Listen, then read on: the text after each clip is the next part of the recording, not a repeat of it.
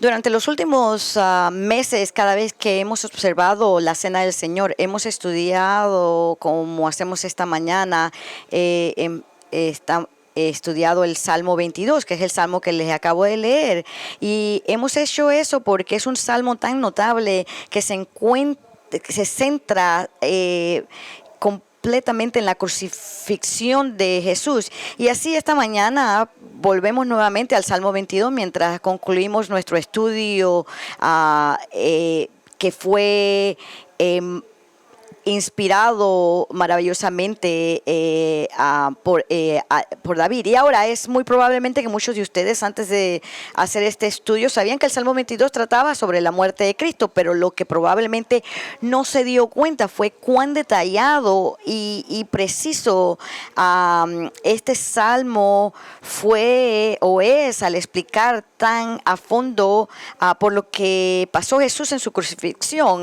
Verán, no hay otra porción en la Biblia que nos da ninguna en una manera tan completa y perspicaz esta mirada a la agonía y el dolor que soportó sobre sí nuestro Señor mientras estaba en la cruz. Y aunque hay otros salmos que hablan de esto, Charles Spurgeon, quien estaba familiarizado con cada verso de cada salmo, habiendo hecho una exposición de todos ellos, consideró y se refirió a este salmo, el Salmo 22, como una especie de joya entre los salmos. Y considerando esto, Spurgeon dijo esto: no sé si algún salmo a lo largo de todo el libro contiene un asunto de mayor peso o desde el cual los corazones de los piadosos puedan percibir tan verdaderamente esos suspiros y gemidos que nuestro Señor pronunció en medio de los dolores y terrores del infierno. En otras palabras, él está diciendo que el Salmo 22 revela los sufrimientos de Cristo como ningún otro salmo lo hace. Pero, amigos, hay más que este salmo hace más que simplemente hablarnos de los sufrimientos de Cristo. Verán, como ya hemos descubierto, lo que hace el Salmo 22 tan inusual es que en realidad nos lleva al corazón y el alma de nuestro Señor, porque nos revela lo que estaba pasando por la mente de Jesús, lo que él estaba pensando mientras que él estaba pasando por esta agonía en la cruz. Y eso es lo que hace a este salmo precisamente tan especial. Y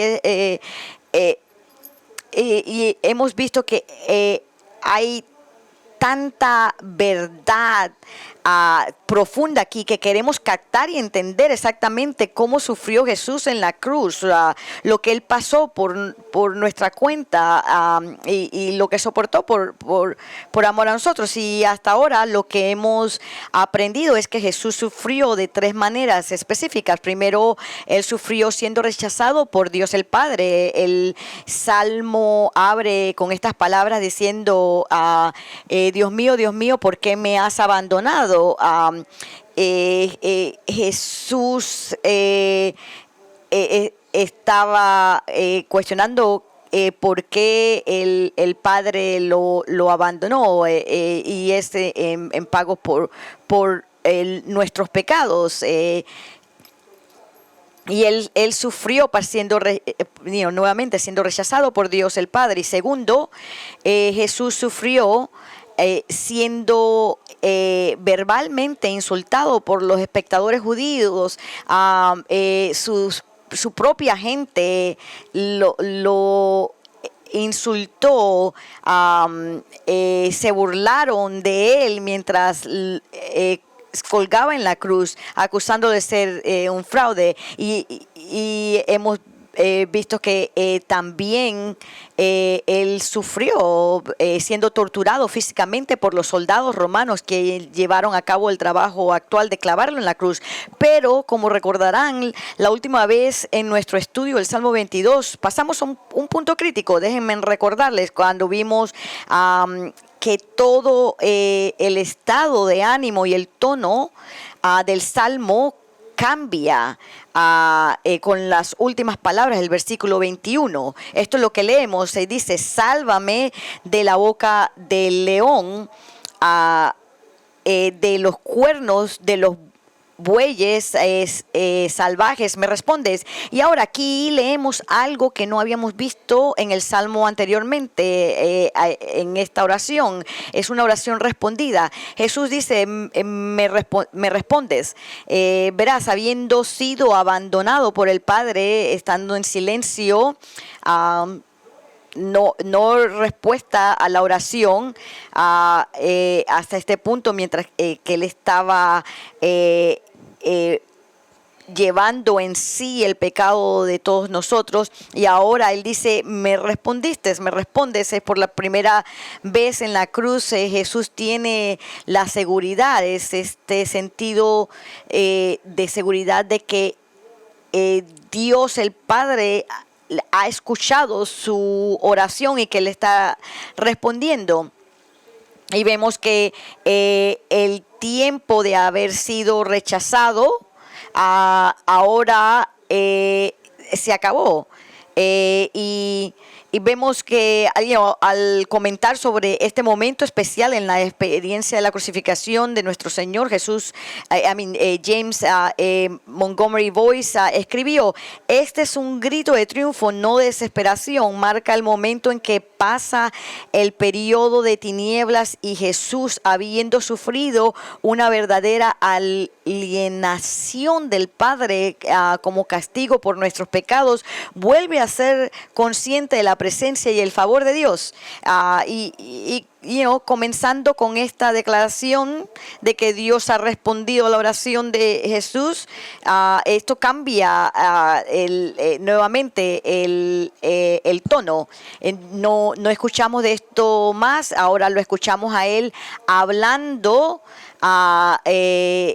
en vez de hablar sobre el dolor y sufrimiento que estaba experimentando. Ahora lo escuchamos decirnos con bastante alegría cómo su obra de ir a la cruz y ser castigado por los pecadores triunfará y será victoriosa, porque el resultado, noten esto, es la salvación de las almas perdidas.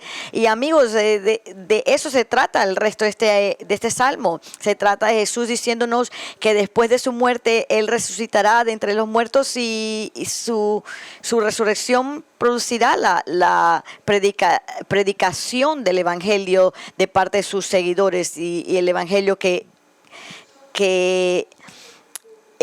se predica resultará en muchos que confíen en Él por salvación. Y esta es la razón específica por la que Jesús fue a la cruz. Esta es la razón por la que permitió que tales hombres malvados lo arrestaran, lo escupieran, lo golpearan y luego lo crucificaran. Él sufrió porque los pecadores pudieran ser salvos, y es esa anticipación de la salvación que de los pecadores por su obra en la cruz, lo que fue, en palabras del escritor de los Hechos, el gozo que se puso delante de él.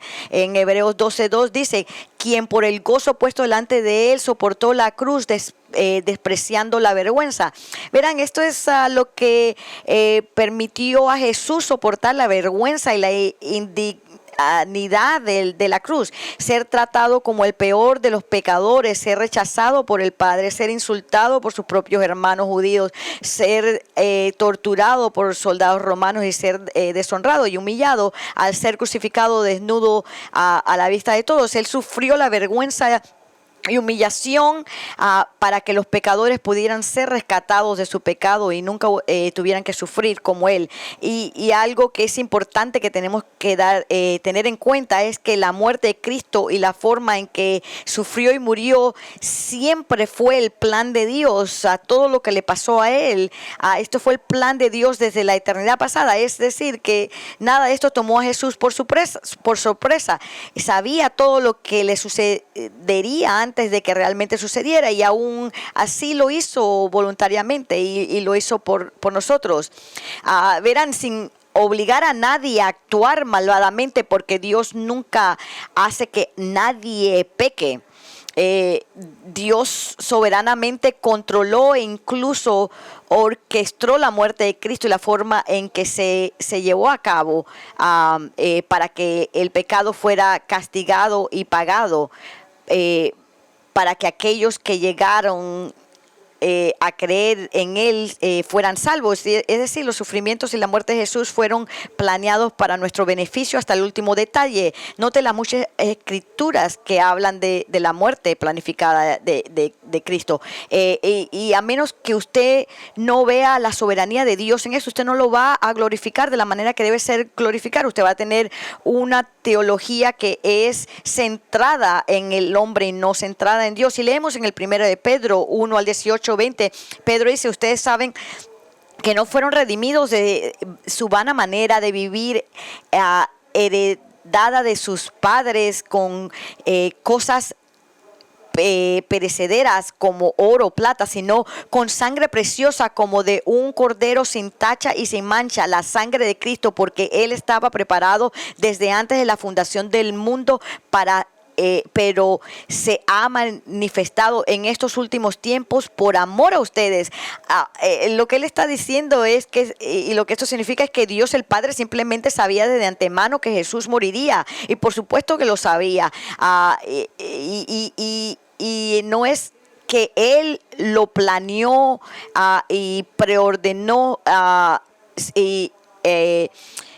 sin saber. Él lo hizo, Él sabía, todo estaba preordenado en la eternidad pasada. Pedro dijo lo mismo nuevamente en Hechos. Él está diciendo: ustedes lo pusieron, él no en la cruz, él no lo forzó a hacer esto, ustedes lo hicieron por su maldad, pero Dios lo estaba utilizando todo esto. Y él dice a este hombre entregado por el plan predeterminado y el previo conocimiento de Dios, lo clavaste en una cruz por manos de hombres impios. Esta muerte lo vemos nuevamente en Hechos 4, 27, todos los apóstoles oraron estas palabras, porque en verdad en esta ciudad se unieron tanto Herodes y Poncio Pilato junto con los gentiles y los pueblos de Israel contra tus santos siervos Jesús, a quien tú ungiste para hacer cuanto tu mano y tu propósito habían predestinado que sucediera. Y debido a que todos los detalles de la muerte de Cristo fueron predeterminados por Dios, es la razón por la que Jesús pudo hablar con tanta precisión y con un conocimiento tan detallado sobre cómo iba a morir. Él inclusive sabía que su muerte iba a ser a mano de los gentiles romanos y que iba a morir en crucificación. Él lo dijo en Mateo 20, 17 y 19, cuando Jesús iba subiendo a Jerusalén, tomó aparte a los 12 discípulos y por el camino les dijo: ahora subimos a Jerusalén y el Hijo del Hombre será entregado a los principales sacerdotes y escribas, y lo condenarán a muerte y lo entregarán a los gentiles para burlarse de él, lo azotarán y crucificarán, pero al tercer día resucitará. Y al saber cómo él iba a morir, Jesús también sabía por qué iba a morir: para que su pueblo fuera salvado de la pena del pecado de ellos, al dar su vida por ellos. Y eso es lo que Jesús dijo en Juan 10:11. Él dice: yo soy el buen pastor da su vida por las ovejas. Y así, habiendo pasado la mayor parte del Salmo 22 diciéndonos acerca de dar su vida por sus ovejas, al sufrir por ellas, para el resto de este salmo Jesús se enfoca en lo que se logró por sus sufrimientos en la cruz, es decir, la salvación de las personas, como él nos dice acerca de 3 grupos específicos de personas que serán los beneficiarios de su muerte al experimentar la salvación eterna. Ahora, amigos, lo emocionante de identificar a quienes han sido y quienes serán salvados por la muerte de Cristo es que si usted es un creyente en Cristo y usted ha confiado en Cristo por su salvación, usted está en esta lista. Usted está en esta lista, lo que nos dice que mientras estaba en la cruz usted estaba personalmente en la mente de Cristo. Imagínense de esto, mediten en esta verdad. Jesús no simplemente murió por un montón de personas, Él lo hizo por usted.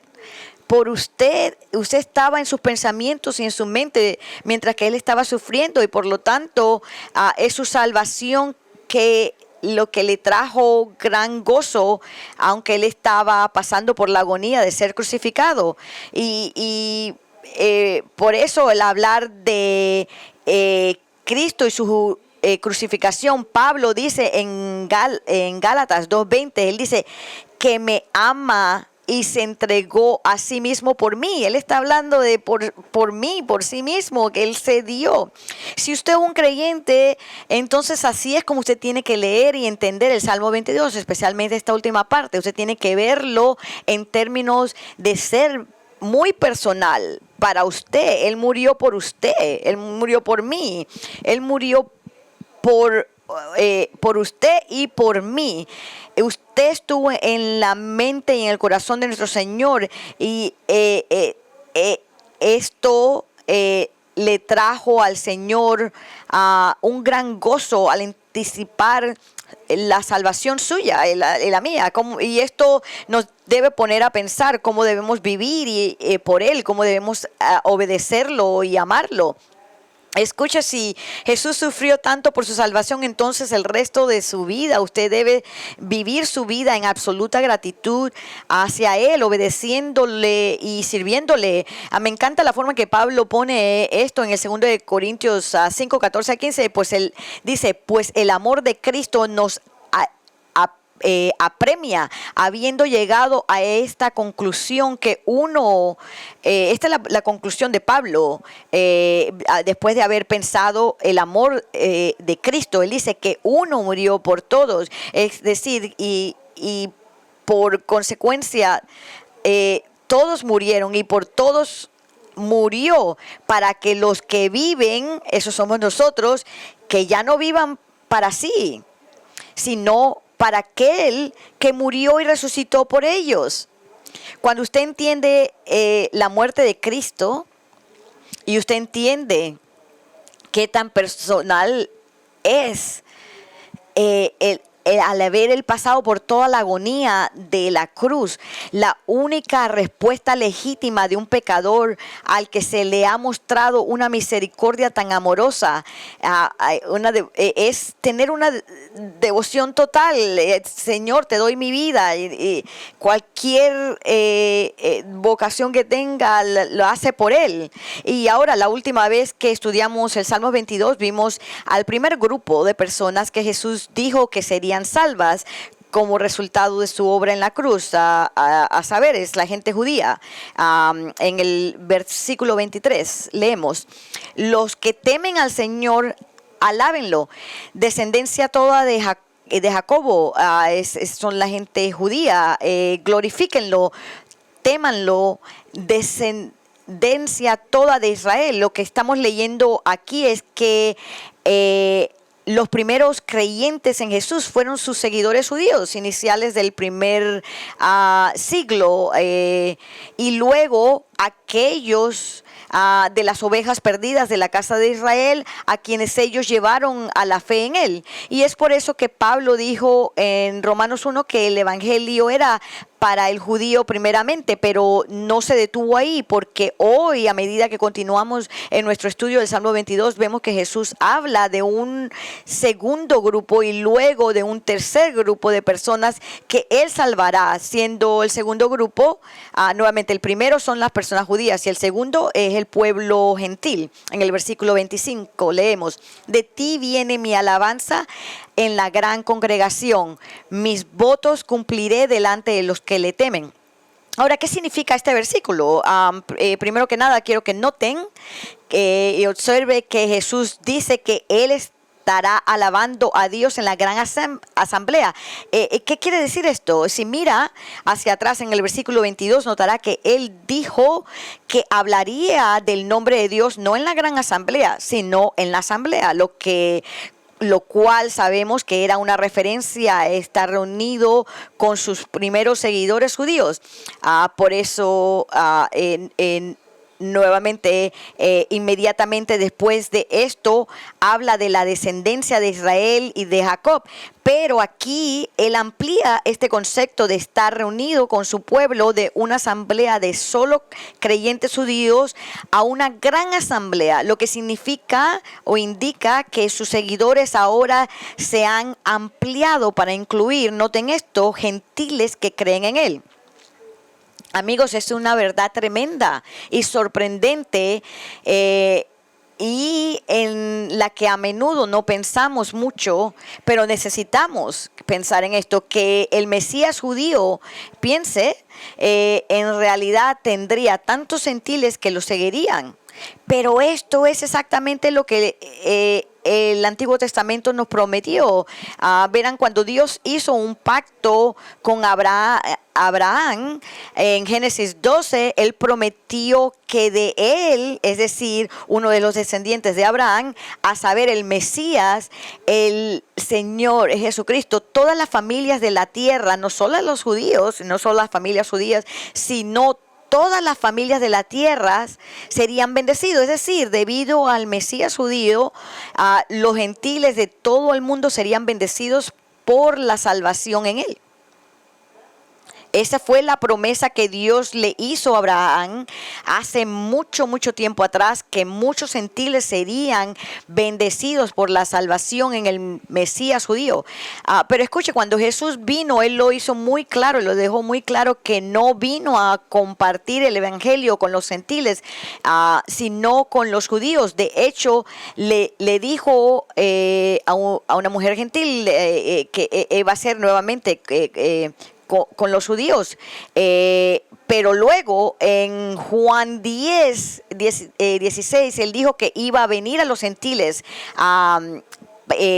y los salvaría. Leemos: tengo otras ovejas que no son de este redil, a esas también yo debo traerlas, y oirán mi voz, y serán un rebaño con un solo pastor. Ahora, estas otras ovejas son ovejas gentiles, quienes además de las ovejas judías del Señor, se convertirán en su único rebaño, con Cristo como su único pastor. Y eso es exactamente lo que sucedió. En los primeros días de la iglesia, muchos gentiles se volvieron a Cristo y fueron salvos.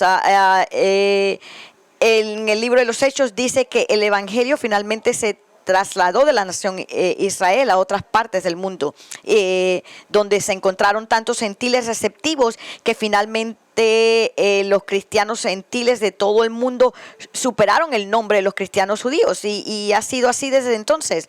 Y ahora creo que tendemos a dar por hecho esta verdad acerca de que los cristianos gentiles creen en un Mesías judío, porque en el mundo en el que vivimos hay muchos más seguidores gentiles de Cristo que judíos que creen en Jesús, y por eso tendemos a pensar que es natural que los gentiles sean cristianos. De hecho, hay muchas personas que realmente piensan que la palabra gentil es sinónimo de la palabra cristiano, pero no es así. Un cristiano es alguien que su condición perdida sin Cristo y viene a Cristo quebrantado y arrepentido por su pecado, y confía en Cristo y su muerte en la cruz para su salvación. Ahora, si esta persona es judía, lo que significa que es un descendiente físico de Abraham, y Isaac y Jacob, se convierte en un cristiano judío. Y si es un gentil, lo que significa que no es descendiente de Abraham, Isaac y Jacob, entonces se convierte en un cristiano gentil. Pero quiero que sepas que aunque los cristianos gentiles superan un número de los cristianos judíos hoy en día, no es natural que un gentil crea en el Mesías judío. Nunca ha sido natural y nunca lo será. Verán, es sobrenatural para cualquier gentil ser un seguidor de Cristo. Se necesita la gracia soberana, sobrenatural y el poder de Dios obrando en un gentil para llevarlo a la fe en Jesús. Y digo eso porque cuando miramos lo que la Biblia dice acerca de los gentiles, especialmente los gentiles en el tiempo de Jesús, y la ignorancia absoluta que tenían sobre el Dios de Israel y las vidas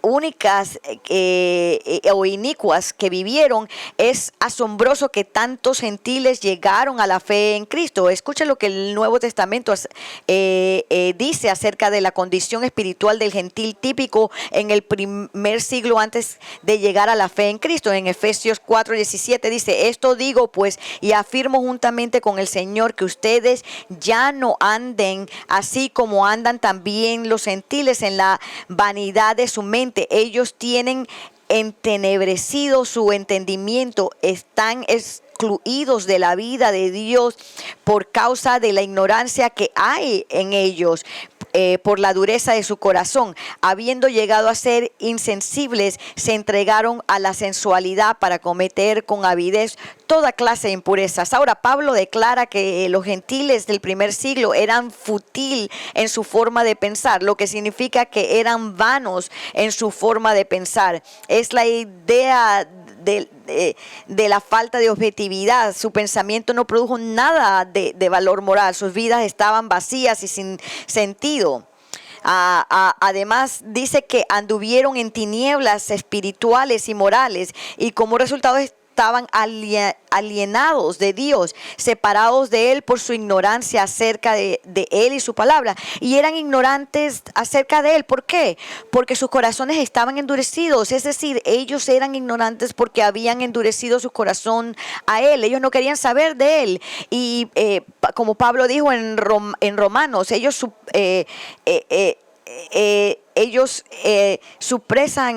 suprimen la verdad, no están en la verdad de Dios.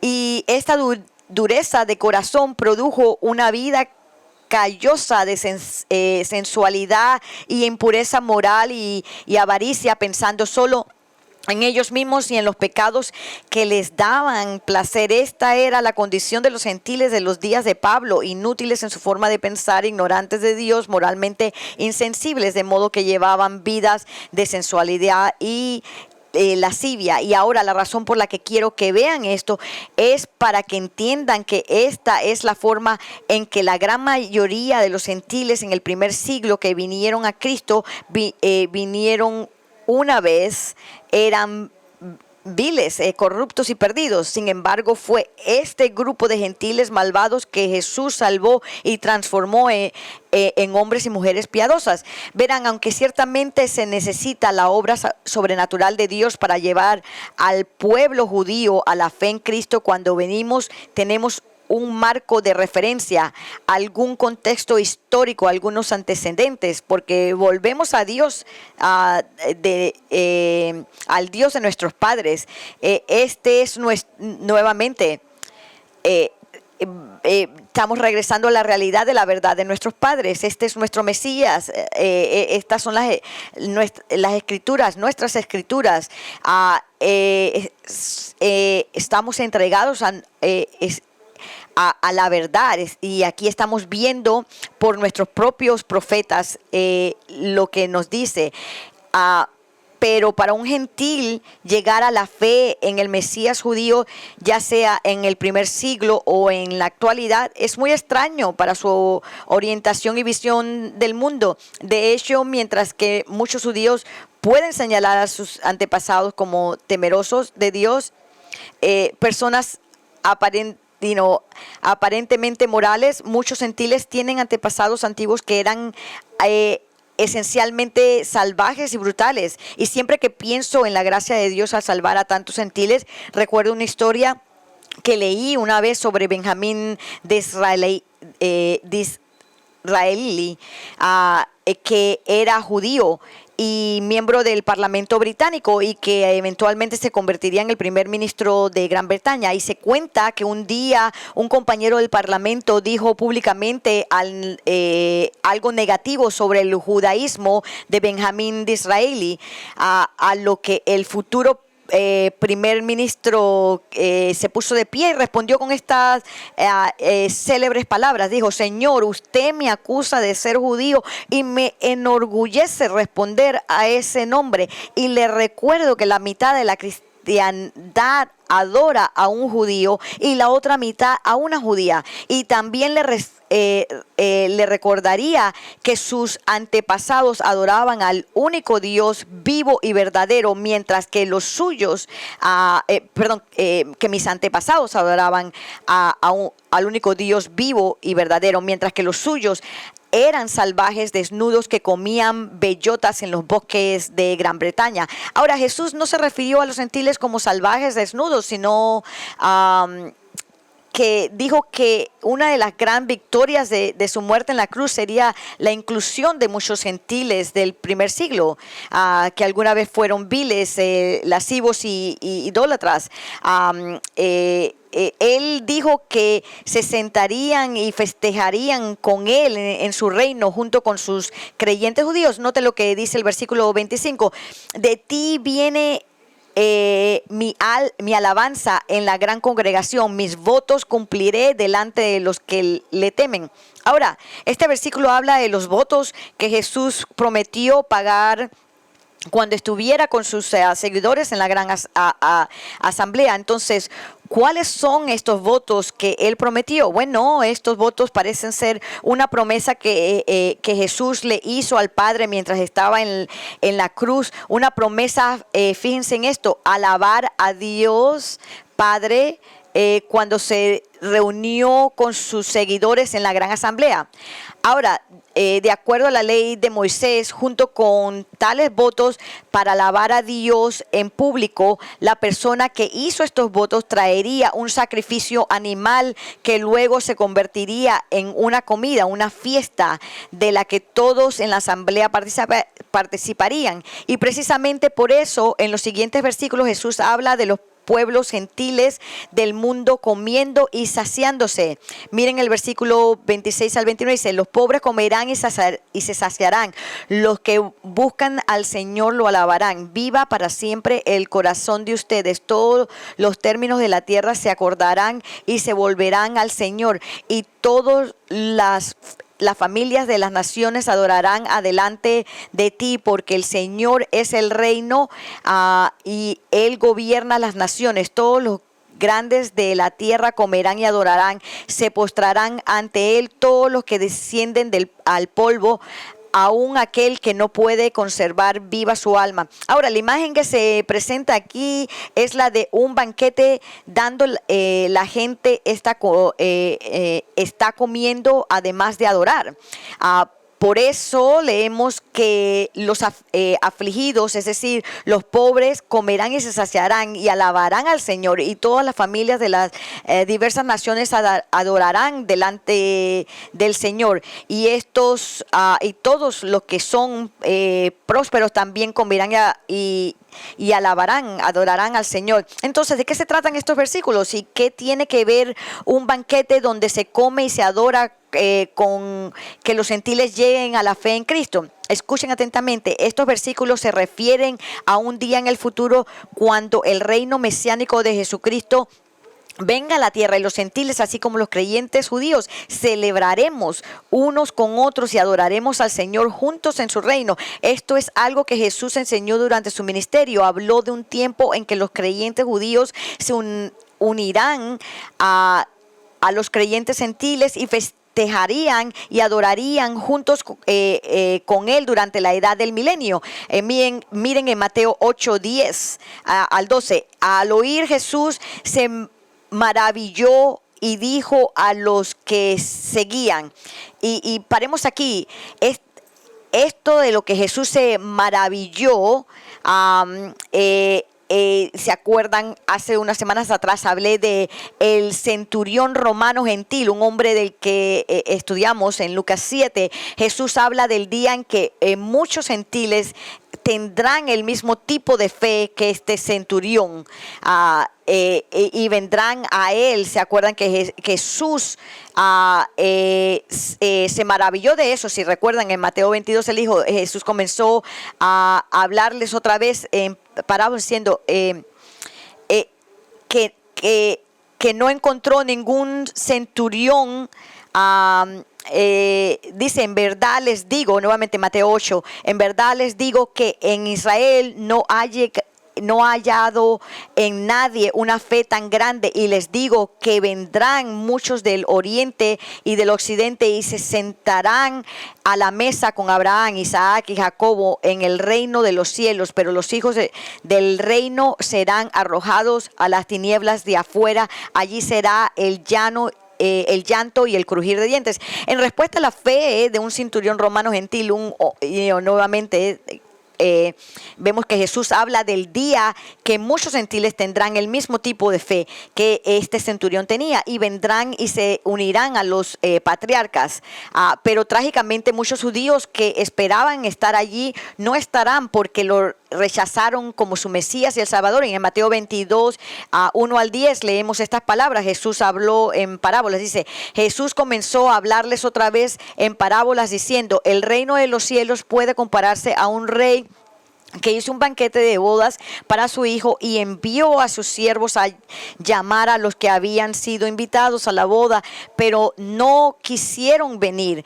De nuevo envió otra vez a siervos diciéndoles: digan a los que han sido invitados, ya he preparado mi banquete, he matado mis novillos y animales cebados, y todo está preparado, vengan a las bodas. Pero ellos no hicieron caso y se fueron, uno a su campo, otro a sus negocios, y los demás, echando mano a los siervos, los maltrataron y los mataron. Entonces el rey se enfureció y, enviando sus ejércitos, destruyó a aquellos asesinos e incendió su ciudad. Luego dijo a sus siervos: la boda está preparada, pero los que fueron invitados no eran dignos. Vayan por tanto a las salidas de los caminos e inviten a las bodas a cuantos encuentren. Aquellos siervos salieron por los caminos y reunieron a todos los que encontraron, tanto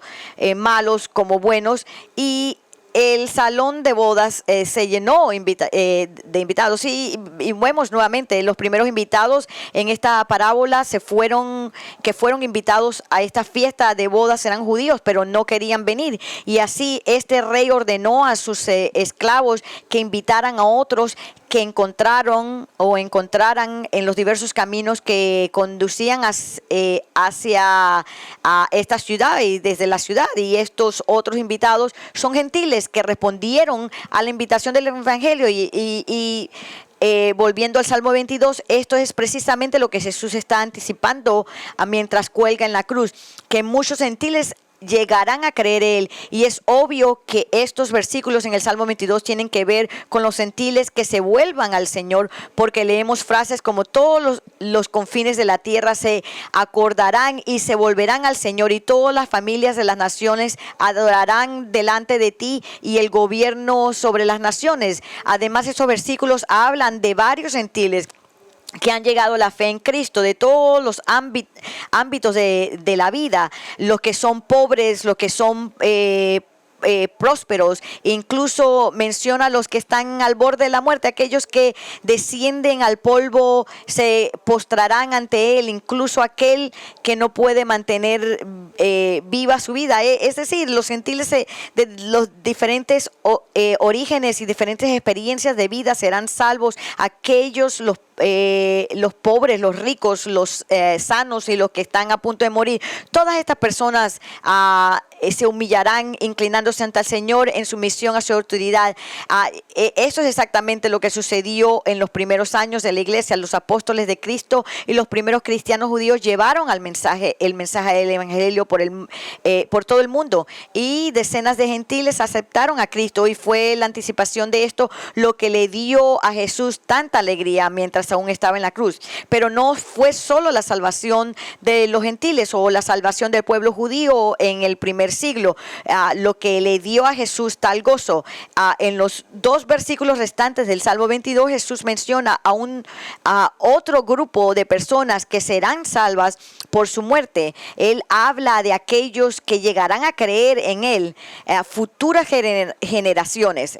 Vemos en el versículo 30 al 31, la posteridad le servirá, esto se dirá del Señor hasta la generación venidera. Vendrán y anunciarán su justicia a un pueblo por nacer, anunciarán que Él ha hecho esto. Como vemos al final del el Salmo 22, nos dice David que el pensamiento final de Jesús mientras estaba en la cruz es la prosperidad, es decir, las generaciones futuras, las generaciones venideras, que nos incluye a nosotros, aquellos que ni siquiera habían nacido en el momento de su muerte, 2000 años después, es decir, Jesús está pensando en todos nosotros que un día seremos salvos y le serviremos. ¿Y por qué seremos salvos? Porque, como dicen estos versículos, habrán creyentes fieles que nos hablará de Cristo y de su justicia. Es decir, alguien nos testificará, alguien les testificará a usted y a mí y nos hablará de la justicia de Cristo, y que si creemos en Él, Dios aplicará su justicia a nuestra cuenta. Y eso es exactamente lo que nos ha pasado a cada uno de nosotros aquí, que alguien nos habló de Jesucristo, alguien nos habló que no teníamos ninguna justicia personal, pero que si creíamos en Él, en su muerte en la cruz, Él nos iba a salvar, Él nos iba a poner su justicia en nosotros. ¿Y cómo es posible que nosotros, que somos tan pecadores, sin justicia propia, corruptos, gente que miente y todos esos otros pecados, que no tenemos justicia propia, cómo de repente se nos puede aplicar la justicia de Cristo a nosotros? Note la última frase en el versículo 31, esto es clave. A un pueblo por nacer, todavía no han sido nacidos cuando esto fue escrito y en el tiempo de Cristo, anunciarán que Él ha hecho esto. Noten esto muy atentamente. Escuchen que lo que esto significa es que aquellos que dan testimonio de Cristo a las generaciones futuras les dirán que cuando Jesús murió, Él lo hizo, lo realizó, lo logró de la manera que Jesús lo puso. Nuevamente, para decirlo de otra manera, la forma en que Jesús lo dijo cuando murió es: consumado es. Verá, lo que proclama el Evangelio de Cristo es que las demandas justas de un Dios perfectamente santo, que el pecado sea completamente castigado, se han cumplido, se ha hecho. Cristo lo ha realizado. Las demandas justas de Dios han sido satisfechas por completo por el sustituto sacrificio de Jesucristo. Cuando Cristo murió, nuestra deuda, la deuda que le debíamos a Dios a causa de nuestro pecado, fue pagada por Él. Y es por eso que las palabras finales de Cristo en la cruz fueron: consumado es, hecho está, lo he hecho, lo he cumplido, la deuda ha sido pagada. Así que si Cristo ya ha hecho la obra necesaria para nuestra salvación, no hay obra que usted pueda hacer para ganar su salvación. Como lo leímos en el Salmo anteriormente, no hay nada que podamos hacer, está hecho. Lo único que puede hacer un pecador perdido es aceptar la obra de Cristo, de ser castigado por Él, ser castigado en su lugar, confiando en Él para la salvación. Un hombre que vio esto muy claramente es Hudson Taylor. Él era un misionario pionero en China en el siglo XIX, y aunque Hudson Taylor nació en un hogar piadoso en Inglaterra, él se resistió al Evangelio, pero